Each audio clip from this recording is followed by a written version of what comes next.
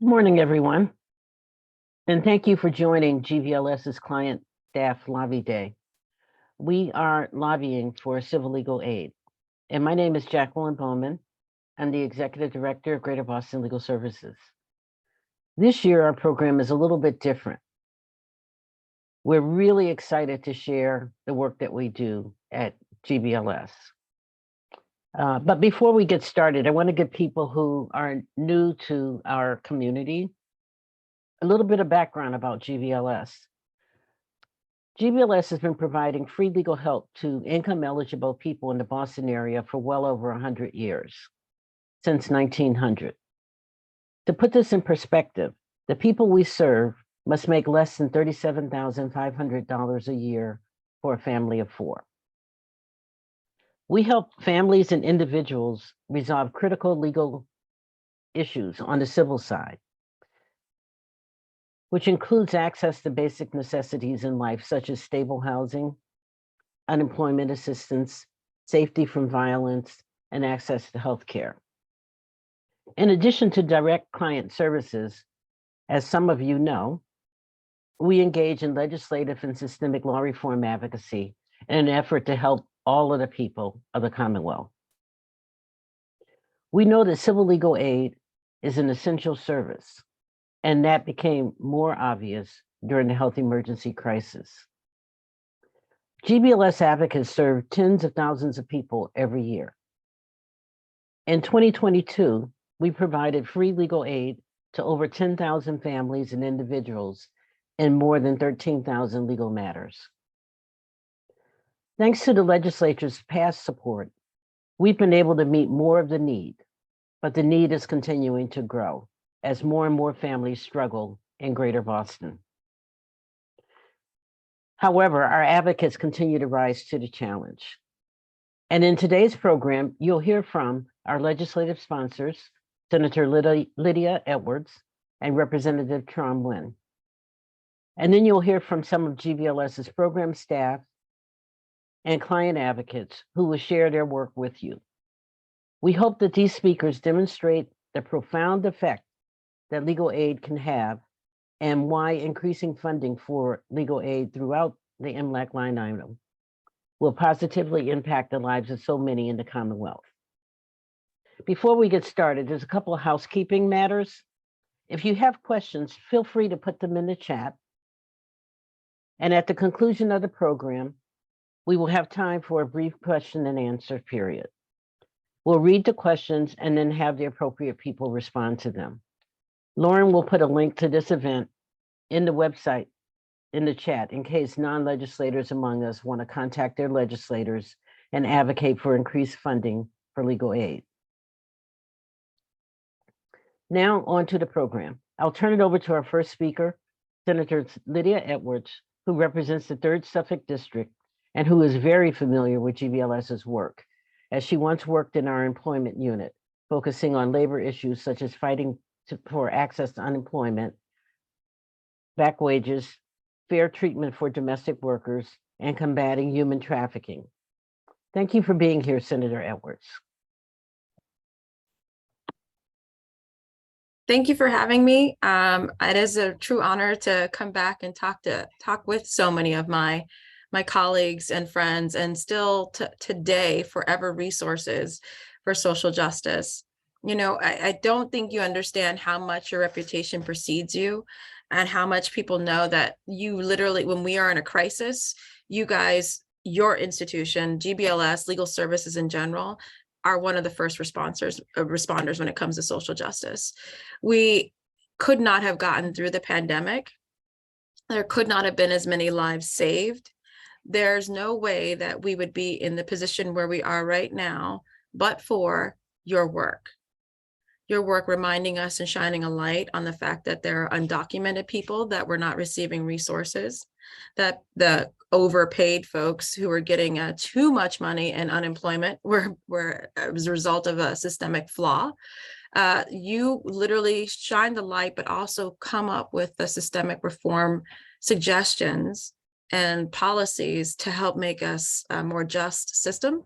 And all I can say is what you're asking for in terms of funding is such compared to what you are ultimately doing and the lives you're saving is pennies on the dollar. And so when I get to talk to my colleagues about why it's so important that we support any raise in any amount that you ask for, it is because I remind them continually the non-tweetable moments, those moments where you don't see. I can assure you on the Sundays when you are relaxing, there is without a doubt a GBLS attorney or staffer working on a case.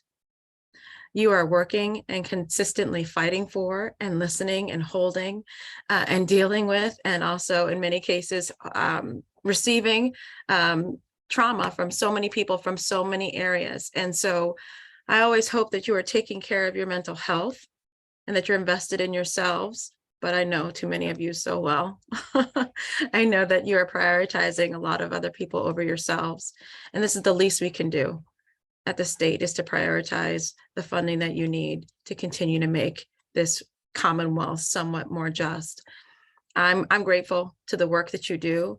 I'm grateful to this day. I call up and talk to and hear from attorneys reminding me, over here, you need to look at the 60 homeowners that are not being able to save their homes. Over here, who are the undocumented workers who are being exploited. Over here, and over here. And these are how you fix it. So I don't know where we'd be in terms of the policies that we have without you. I run my ideas through you all the time. And I'm grateful for your work. And I'm just humbled, honestly, to be in this position to work with you and to fight for you. So if you need anything, anywhere, you know you have a fighter in me. And I have to say thank you for giving me that shot almost, 10 years ago? No. I was a baby attorney, just wanting to do good. And your patience, your education, your mentorship, it stays with me to this day. So thank you, GBLS, for hiring me. And thank you so much for this opportunity to speak.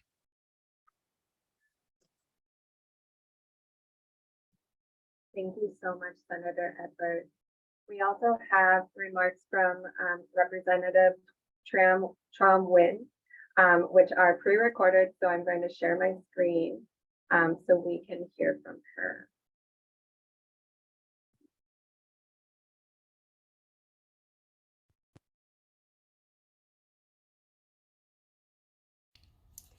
Hi, everyone. This is Massachusetts State Representative Tram Nguyen of the 18th Essex District.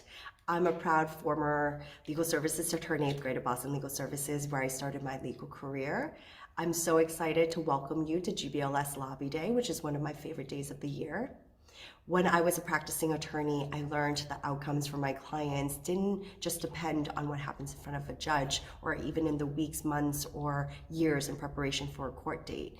But even before all of that, simply having funding for civil legal aid was necessary to be able to advocate for the Commonwealth's most vulnerable populations, including low-income families, children, the elderly, victims of crime, people whose first language isn't English, people experiencing homelessness or unemployment, and so many others.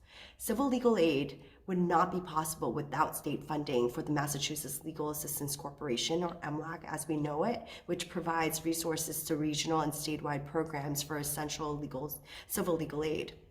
In FY22, MLAC organizations served an astonishing 97,000 clients and covered 94% of municipalities in the Commonwealth.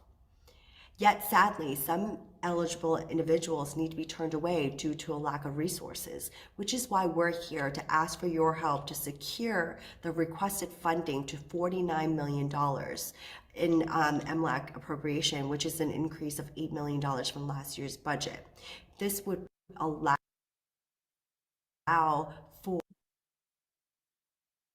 for additional resources to help more people and to reach more people across the Commonwealth. Today, you will learn from my former colleagues and their clients about the amazing, difficult, and rewarding work that legal aid attorneys and staff do day in and day out across the Commonwealth every single day to help vulnerable populations in our Commonwealth. I remember this work very well, and the outcomes that legal services are able to achieve for our clients are nothing short of remarkable. I remember one specific client who was experiencing domestic violence. I helped her and her 2 sons find a place in a shelter, and eventually I helped them find permanent stability. And I got a letter from her in more recent years that one of her sons had graduated from college and is going on to attend medical school. That's the type of impact that this funding can have on real people. And so I want to thank those who are in attendance, my current colleagues in the legislature, along with legislative staff, for being here to listen and learn and support the critical work provided by civil legal services organizations like Greater Boston Legal Services. And I also want to thank the GBLS community for sharing your stories and highlighting the incredible outcomes made possible through MLAC funding. Let's ensure that our state budget works for all of us. Thank you so much and enjoy the rest of the event. Take care.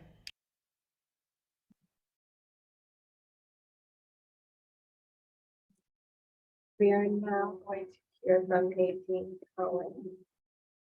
I'll start right in the Hi, room. Laura and I couldn't hear you, so I assume you're calling on me. Good morning, everyone. I'm Nadine Cohen, the managing attorney of the Consumer Rights Unit. And it's truly my honor to read a statement from one of our clients, Marlon Hernandez, who is also a client board member of GBLS. And I think Marlon's story illustrates the important work that GBLS does and the need for continued funding. So this is Marlon's story as he wrote it, and I didn't have anything to do with writing it. It's a little embarrassing because he says some stuff about me, but it's an important story. During the mortgage crisis, I was desperate. I had a subprime mortgage, which increased the interest, which then increased my mortgage. This made it impossible for me to continue making my mortgage payments. I was so desperate that I started looking for help. I came across a pastor who promised to help me with my mortgage, but instead of helping me, he took my money and he did not help. Then the foreclosure on my property started. Then I heard about this lawyer on the radio who promised to help people like me. Instead of helping me, once again, he ripped me off. Then I found out that he was doing this to our community. Hundreds of Latinos were victims of his illegal activities. A lot of us lost everything, including their homes, due to his actions. I suffered a lot mentally. At this point, I was going through foreclosure. I didn't give up. I kept searching for help. That is how I got connected with the Chelsea Collaborative. And through them, some of us, including myself, got connected to Nadine and GBLS. And thanks for that, after all the legal actions taken in my case with Nadine, Wells Fargo, my lender, was forced to sit down with me and negotiate. Thanks to Nadine and GBLS, not only did I save my house, I also recovered peace. Also, the most important thing was justice. Thanks to all of this, the attorney that took advantage of our community was disbarred and can no longer practice law. He lost his case with the MCAD and at the same time lost his case with the AG of Massachusetts. I can never forget what GBLS and Nadine did for me. This is the reason why we are here today, to request from our representatives this important budget for legal aid, because without that, justice would not be possible. I'm not here for just myself. I'm here for families, communities, and future victims. Thank you, Nadine. Thank you, GBLS, and thank you, Legal Aid. Marlon Hernandez. So I just wanted to add a little bit in addition to the important foreclosure related work that the Consumer Rights Unit does. We also run a debt collection lawyer for the day program in the Roxbury, Chelsea, East Boston, and Charlestown District Court. We represent low-income clients who are being sued on old debt. And in many cases, the debt collectors do not have the proper paperwork to show that they actually own the debt and are entitled to collect money from the person that they are suing. So we have been extremely successful in this program, keeping our low-income clients, helping them to keep the hard-earned money they have made when there's no reliable documentation that they actually owe the debt. In 2022, we saved clients over $857,000. To date, in 2023, we have saved clients $208,000. And on one day alone in February, in one court, we represented 14 clients and saved them over $35,000. So I think we see this as a wealth building issue, a racial justice issue, and we really need the funding to keep this program going and to expand it to all the courts. So low-income clients have representation when they're up against the big debt collectors. I just want to add, just this morning, I received a press release from the Consumer Financial Protection Bureau, and they ordered repeat offender Portfolio Recovery Associates to pay more than $24 million for continued illegal debt collection practices and consumer reporting violations. This is the kind of company we're up against in these debt collection cases. So I urge you all to support funding for legal aid, and I now turn it over to my colleague, Laura Massey.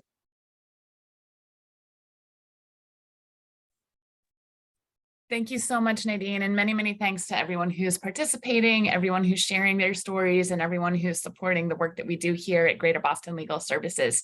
I'm an attorney in the housing unit here, and I do a combination of individual casework and systemic work.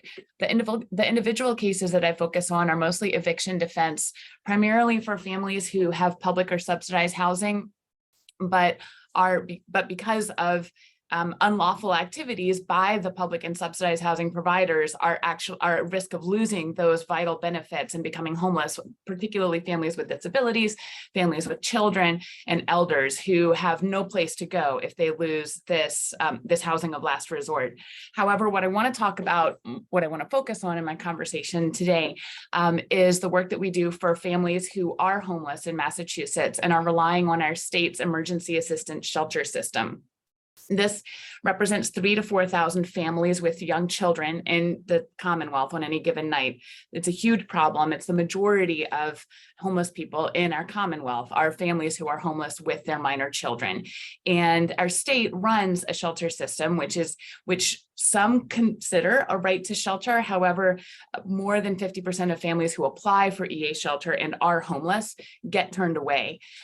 Since 2016, and we've been leading a class action lawsuit called Garcia versus Department of Housing and Community Development, which is aimed at improving access to the shelter system for families who are homeless and are eligible, but who historically have faced really long delays and obstacles in the application process that has made it impossible for them to get into shelter when they need it, resulting in families staying in unsafe situations like cars, hospital ERs, returning to abusive situations, staying in severely overcrowded situations, staying in places without heat in the winter, et cetera, because this program that is supposed to have an open door to them has not functioned in that way. The second category of issues is for families who have made it into the EA shelter system, but who have shelter placements that are either across the state where they're ripped away from their jobs, from their children's schools, from their medical providers, or in places that otherwise don't meet their disability related needs, resulting in significant impacts on families who have significant disabilities in the EA system. We filed this case back in 2016, as I said, and we, after 6 years of litigation, 2 years of intensive negotiations, we've recently filed a proposed settlement agreement with the Superior Court. We're going to be having a hearing on the 28th of this month, next Tuesday, to see if the judge will approve our proposed settlement agreement, which is going to result in, if approved, it will result in the Department of Housing and Community Development making some major changes to the shelter system so that families who are in need of shelter have an easier time getting into the shelter system at the moment that they need it. And so that they're able to receive shelter placements that meet their needs, that don't result in job loss, education interruption, adverse health impacts for families with disabilities, and some of the other consequences of difficult shelter placements that we've seen families experiencing over the years. I'm very, very honored to be able to engage in this work. All of my colleagues and all of my clients honor me every day with their solidarity and by sharing their stories and their life situations with me. And this work that we do on the shelter system would not be possible without the funding from MLAC. This is funding for which we don't have any private grants, and so we rely on our unrestricted funding to be able to make these kinds of changes, both in our individual casework with families and also at the systemic level, trying to improve situations for homeless families throughout the Commonwealth. Thank you again so much for your support, and please consider this and consider the needs of our clients and thinking about the MLAC appropriation for the coming fiscal year.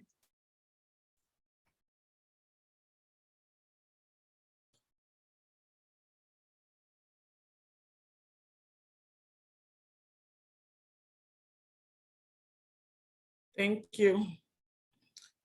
Good morning, everyone. It is my pleasure to stand before you today to speak about my work as a client advocate for Greater Boston Legal Services and as a care coordinator for Bay Cove Human Services, working with people with mental health struggles. Each day, someone with a mental health condition faces discriminatory practices because of their illness.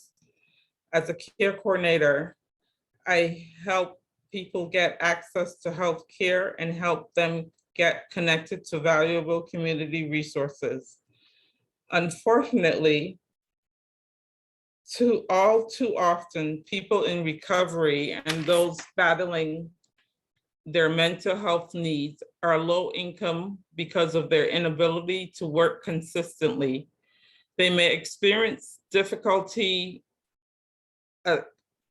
accessing government benefits such as Social Security, disability, and unemployment insurance. They may also face discrimination in housing and other areas of life. Homelessness, negative police interactions are also evident. As a client advocate, this is where my passion kicks in. I do my best to get individuals connected to pro bono agencies such as Greater Boston Legal Services so that they can get the legal representation that they deserve. GBLS helps protect the rights of vulnerable people and their families by assisting, for example, with eviction cases, appeal, denial of government benefits, and CORI cases, expungement, etc. GBLS is instrumental in representing the mental health community. This is why, legislators, I appeal to you, and this is why I support increased funding for civil legal aid and in Massachusetts. My name is Suzanne Small, and I want to thank you very much for listening and for taking action. Now, please allow me to introduce to you Kate Berry, the Senior Attorney of Family Law Unit. Thank you. Morning. My name is Kate Berry. I'm a Senior Attorney in the Family Law Unit at Greater Boston Legal Services, and I'm here to talk today about the Family Preservation Project, which is a relatively new project we have going at Greater Boston Legal Services. It's a small project. It's about 1.25 total attorneys. And together we represent parents who are involved with the Department of Children and Families, especially domestic violence survivors. Specifically, we engage in what's called pre-petition advocacy. That is, we represent families before DCF has filed to remove the children. This isn't really important because the right to counsel doesn't attach in DCF cases until DCF files to remove the children. And yet, anytime DCF is involved, a family's important rights are at stake. There's often a risk with pre-petition cases that the case will escalate into a removal of the children. And more importantly, or moreover, DCF involvement puts parents' important fundamental constitutional rights to privacy and to raise their children free of state intervention at risk. This has a particular effect on families of color, as we know that the child welfare has vastly significant racial disproportionalities. Black children are nearly twice as likely as white children to be subject to a child welfare investigation, and twice as likely as white children to enter foster care. Nationwide, about 50% of Black children in their lives will experience a child welfare investigation, which can be invasive. It can involve, the state coming to their homes, the state interviewing them. And so, through this project, we have a couple aims. We aim to prevent removal of children altogether and to prevent children from being separated from their parents and from entering the foster care system where there simply aren't enough safe beds as is. We know from new articles in the Boston Globe, children are being forced to sleep in hospitals and in DCF offices because there aren't enough foster care beds. So we're trying to do what we can to keep children out of this system altogether. We also aim to protect children and their families from unnecessary state intervention and to limit the collateral effects of DCF involvement in families' lives from having DCF records. For example, a DCF record can be used against parents when they're seeking certain jobs, when they're seeking to become foster parents, and in future custody cases in the probate and family court, to name a few. We have a particular emphasis on serving survivors of domestic violence who are involved with DCF. DCF often becomes involved with survivors of domestic violence. For example, when police report to DCF following a domestic violence incident, or when an abuser makes a retaliatory report against the survivor to DCF. In many cases, DCF might even find that the survivor has neglected the children simply by virtue of being a victim of domestic violence. We assist these survivors with their legal remedies related to domestic violence, for example, in obtaining restraining orders and in probate and family court cases against the abuser. And the hope is that with helping with this underlying domestic violence, with helping clients exercise these legal remedies, we can really limit the need for DCF's involvement, limit the likelihood of a removal of the children, and limit, how long the DCF case remains open.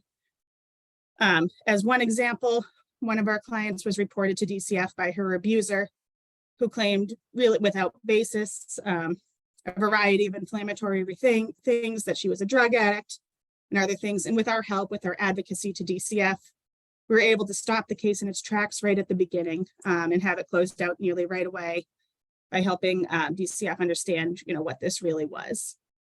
Even so, her abuser, the case is still ongoing. The abuser has tried to use the DCF involvement against her in the ongoing custody case, and we continue to represent the survivor in probate and family court, in part to minimize the damage that was done from that involvement.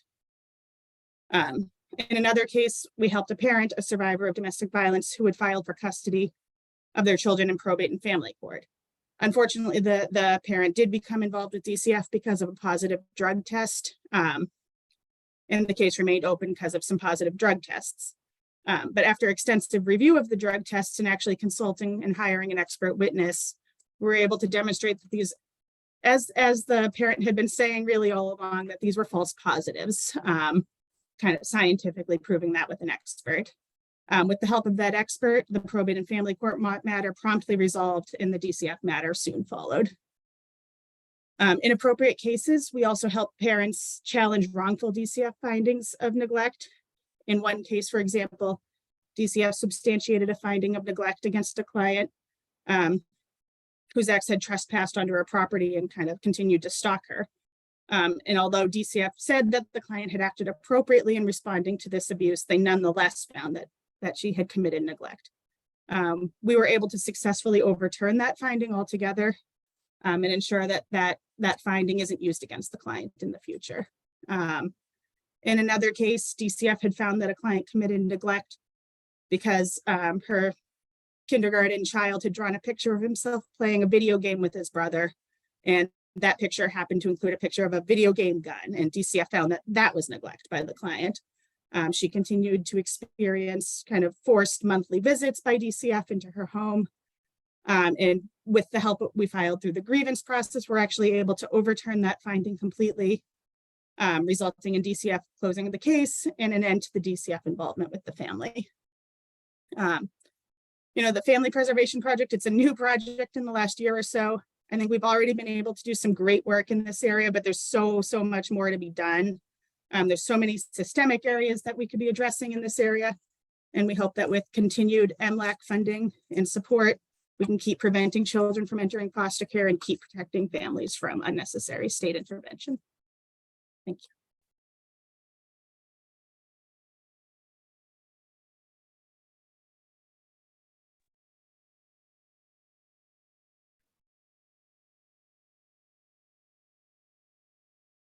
Hi, good morning, everyone. My name is Sandra Tavares. I am a senior paralegal in the Employment Law Unit. I have been at GBLS since 2015, where I began as an ASLA in the Cambridge office. And most recently, I've been in the Employment Law Unit. And I, much like a lot of the advocates here at GBLS, jumped on board when the unemployment crisis came to a head at the beginning of the pandemic. And it's still a great issue that we deal with today.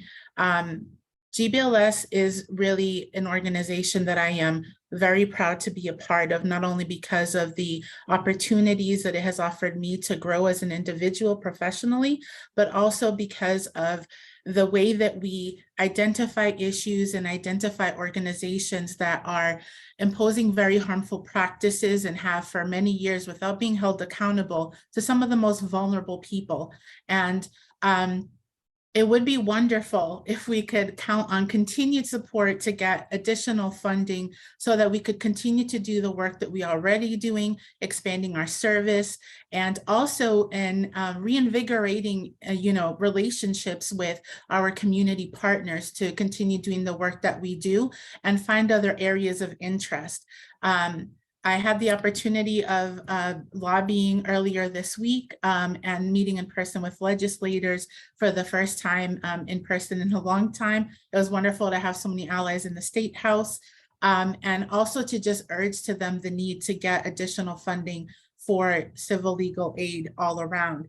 I think it's wonderful to share client stories. I have been able to help hundreds of clients at this point with their unemployment issues, but of course, as any legal aid advocate knows, not one client will come to you with just one issue. We at GBLS here have a very much a holistic approach to how we serve our clients. We're very good at networking and getting referrals for things that maybe we don't cover or don't have the capacity to cover.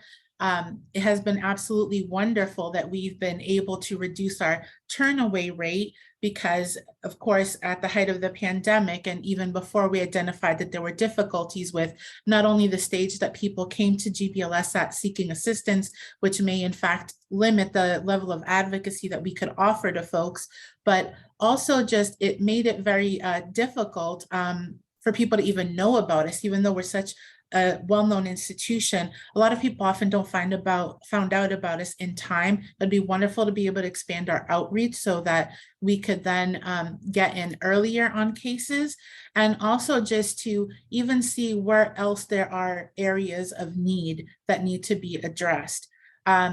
I have also worked in the area of paid family medical leave, and most recently have been able to not only work with the Department of Family Medical Leave to ensure that, again, very vulnerable, very often people who are limited English proficient gain access to this very valuable benefit that is hugely underutilized.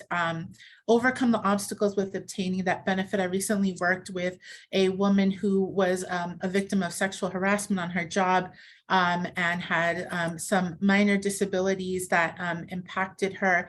And I was able to assist her with getting paid family medical leave after a late application of almost over a year to get this benefit for her. And she is an undocumented person. She had naturally reservations about applying for it. I assured her that she would be fine. I was able to get her a retro lump settlement.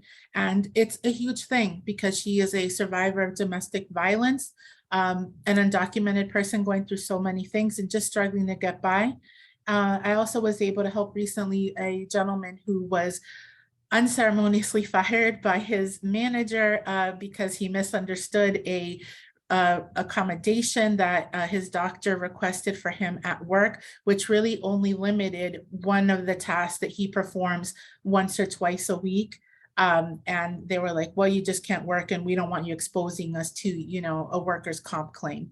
And that was the employer's main concern. I, along with one of my colleagues, was able to get that person unemployment benefits, as well as paid family medical leave benefits for when his young baby was born.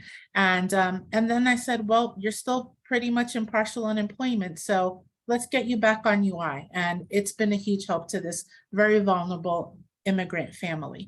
So I really want to thank everyone for all of the hard work that you do and continue to do. You all inspire me every day. Very proud to see our client advocates here participating in Lobby Day with us. And I hope you'll continue to support us as we grow and really hope to expand our reach in the community so that more people are aware of GBLS and the work that we do, and that they can feel free to come to us. And I can't tell you enough, just this morning, I had a client who was uncertain about getting help from us because she thought we were going to charge her legal fees, and she just wept. Like, this was just minutes before this started.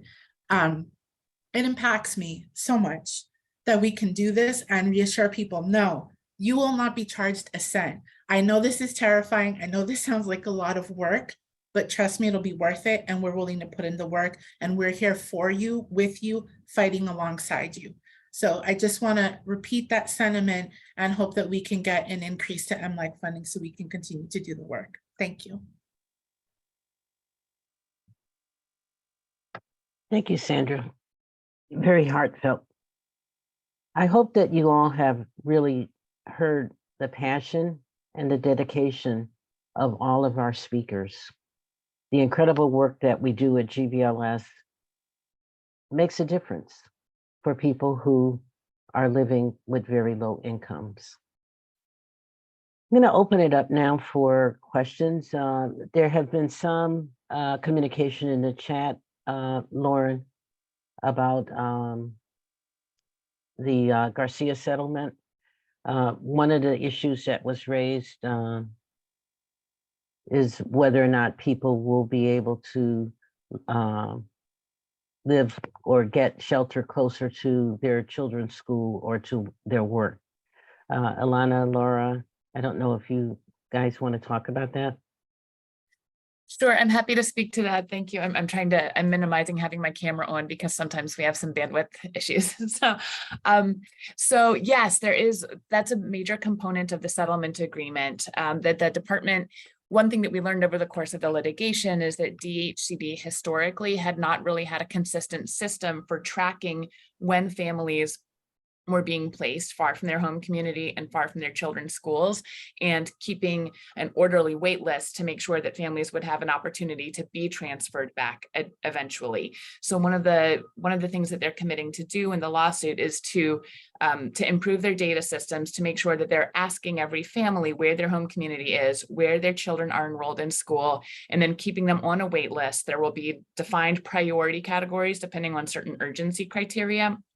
And then families should be progressing up the wait list and have a realistic chance of getting a transfer back as soon as possible. There's also provisions in the settlement where DHCD is committing to make efforts to expand shelter placements in the parts of the state where there aren't enough placements for the need, and particularly for families who have, for example, right now, we often see that large families from the Boston area have to wind up in placements in the far western part of the state for prolonged periods of time, because even if there are enough placements in in the Boston area on a given night, there may not be one that's big enough for a family with 3 or 4 children. So they wind up being placed farther from home.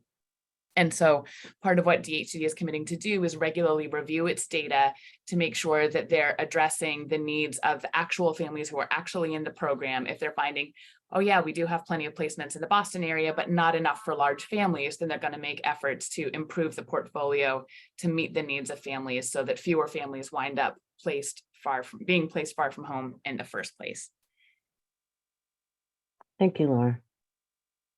We'll open it up now. If there are any other questions that people might have. Representative Holmes, is that your hand up?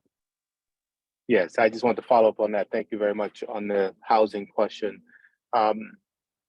If someone did get placed far off, and the example I'm thinking of is in Fall River, and they got a voucher that was to a particular place. And so she very much wants to be back in Boston, but feels she's restrained because she has a voucher. Would that type of situation also be something that can get settled because she does not want to be in Fall River? She would much rather still be in Boston, even though she has now a project place voucher and feels very restricted to be so far from home. Is that in terms of being able to get an offer of a permanent housing situation in the Boston area, or in terms of being able to get a transfer within the EA system? I don't know what that means when you just ask that question that way. She was placed in they said, hey, you went to the EA system.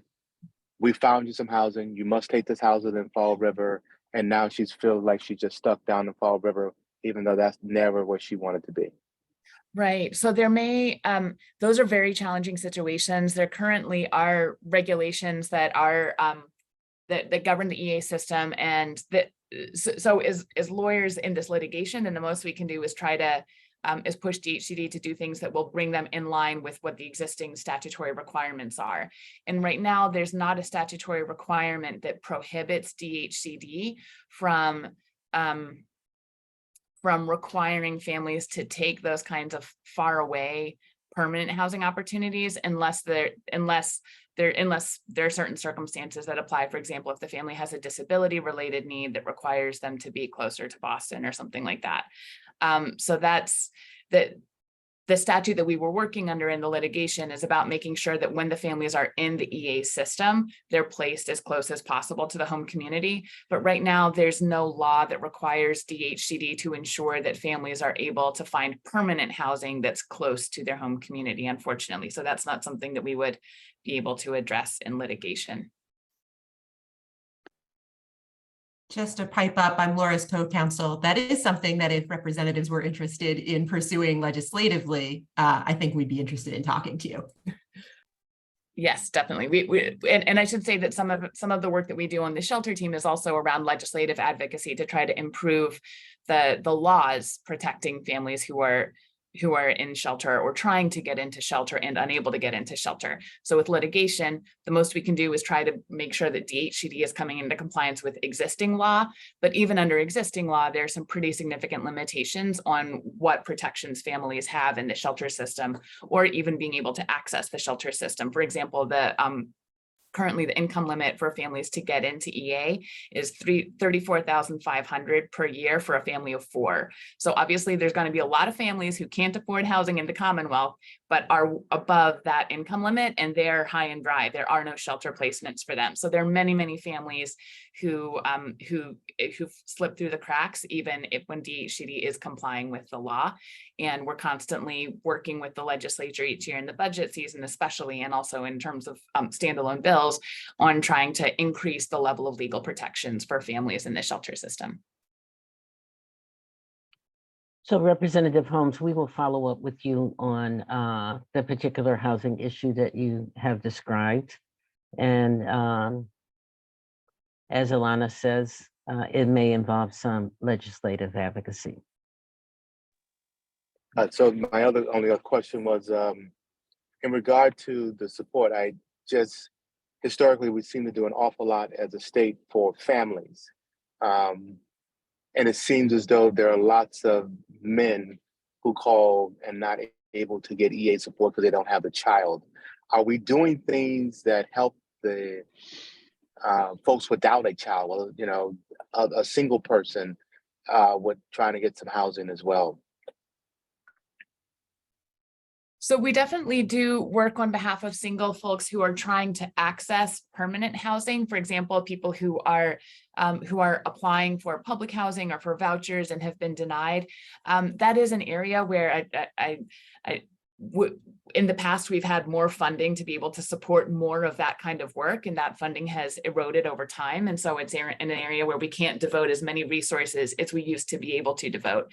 In terms of shelter resources, the reason that our shelter work focuses on homeless families is because there are state-run programs that by law families are supposed to be able to access and have certain rights within, whereas the single shelter program in Massachusetts there's not that same level of state involvement. There's not a state program that guarantees or is supposed to guarantee certain kinds of rights in shelter for individuals who are navigating homelessness.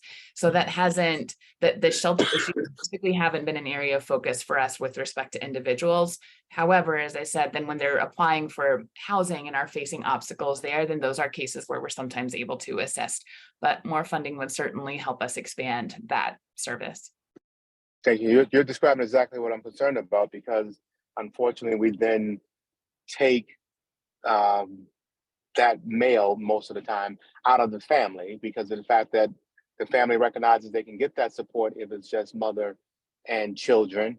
And then, you know, on paper, we take the man out the house and then they try to get him back in the house and things of that nature. And so just the way we do it today breaks up the family, like inherently. If they want the support, they can get it without him, but they can't get it with them. So that is the challenge that I was asking about. Thank you. Yeah, and that's a great point. Because of these super low income limits for families to be able to get into the EA shelter system, then we very frequently see that families who have two parents often wind up feeling like they're forced to split up because maybe the two parents' income together is above the EA eligibility limit. And so even though these parents want to stay together and want to be raising their children together, the state basically forces them to split up in order to be able to have the children be safe in shelter. And then you have the other parent who's homeless as an individual. It's a very traumatic and dangerous situation for everyone involved. And that is certainly an arena in which, you know, an increase in the income limits for EA shelter would make a huge difference to many families who want to stay together but feel like they can't because of the incredibly low income eligibility requirements that the EA program has. I would add that if you have constituents who, for some reason, are facing family breakup, even not regardless of income, for some reason, perhaps a DHCD worker is telling a family, no, the father can't come in with the family and has nothing to do with income. They just think the family can be split up. We would like you to refer those for sure, because it is not the case that fathers cannot enter the system. The system isn't just for women with children, it's for families with children, and the father is part of the family. So please do refer those to us. It's primarily income. So she's right, that you take that income away and that helps. And then that's how they're able to qualify. So that's exactly what I've heard is driving the issue. So thank you. Thank you. Are there any other questions?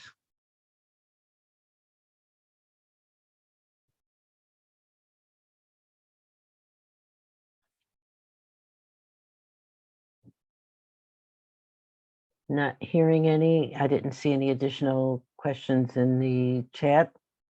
Jackie, it looks like Marlon is raising his hand. Oh, hi, Marlon. You have a question?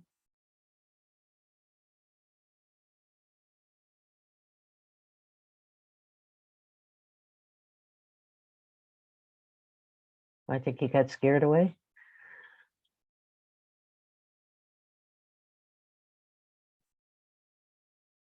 All right, if there are no other questions,